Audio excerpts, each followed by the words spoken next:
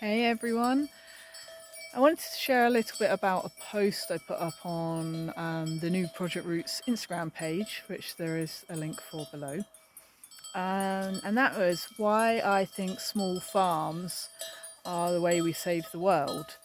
Farming, farmers have for quite a long time got quite a bad rap, about how all the animals create all this problems with our environment and things like that, and that we should all be vegetarian and vegan and eating bugs or eating bugs, should I say? Because I don't think you can be vegan if you're eating bugs. But yeah, all of this kind of thing. And actually, I really, really believe that having small farms is how we save the world, not big farms, not intensive farming of any kind. So, not intensive farming of livestock, but not intensive farming of tofu or chickpeas or um, lettuce or anything like that. But small farms, I really think, are how we save the world, because I really think that is it's a closed circuit. It's a or not a closed circuit, but it is a cycle that's completed on the land. So you have the animals; these are borrowed. These are lawnmowers for a few weeks. So you have the animals that create fertilizer. They also can create food, milk, meat, dairy, wool, which is also insulation. So they create a whole loads of things that are useful for a small farmer, but not necessarily to sell. Like wool is not very practical price wise to sell these days. But anyway, I digress. You have the animals, and they provide food and fertilizer, and then you grow your vegetables, which also provides food for you, food for your animals, and you use that fertilizer obviously to help the vegetables grow. And some fertilizers are better than others, but it's good to have a good mix. Like chicken fertilizer, chicken poo is great for your onions and garlic and things like that. But anyway, um, and then whilst they're also living or being on your land, they're also mowing the lawn, so you're saving money and not also um, costing fuel to clear your land. So they cut out lots of need for shipping and fertilizer, going and getting lots of fuel to strim or use a tractor or something like that. They're also meaning that you do end up producing most of the stuff that you need, so you're not needing to go out and get so much.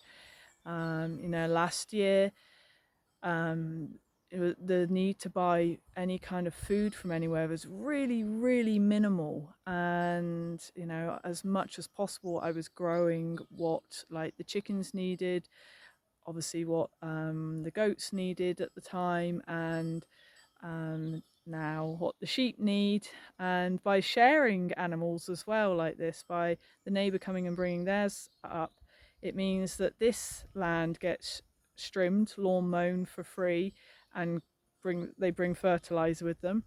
But also then it gives my neighbours time for their land to rest for a bit, so that then theirs can grow a bit more, and then there's more food on their land again. So it's also about helping each other and stuff.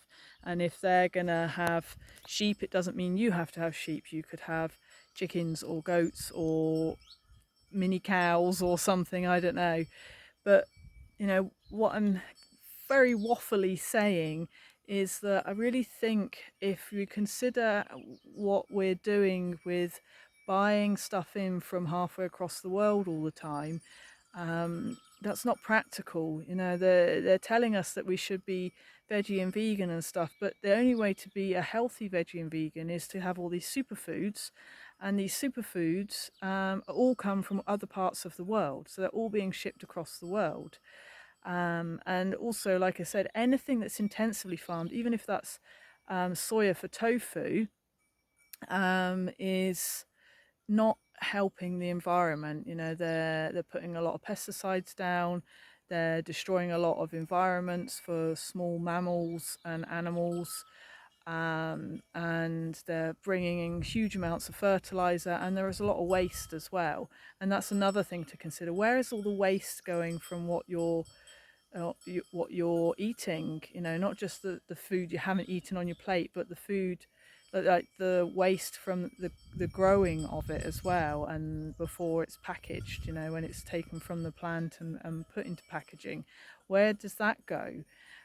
Because on a small farm it's all being used in some way. It's all being composted, it's all being put back into the land in some way, or other animals are eating it.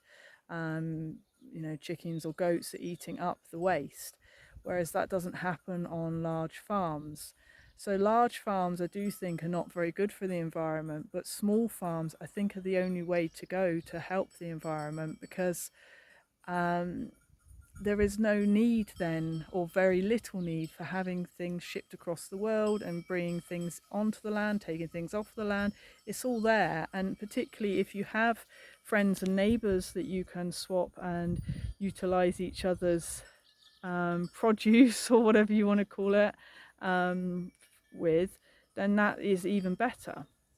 So yeah, let me know your thoughts. Anyway, this is something I've been thinking about a lot, particularly the way things are being pushed at the moment.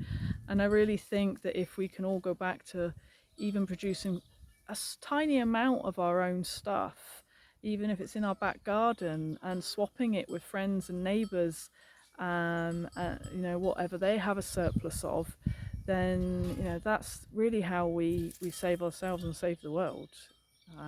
So yeah. Ciao for now.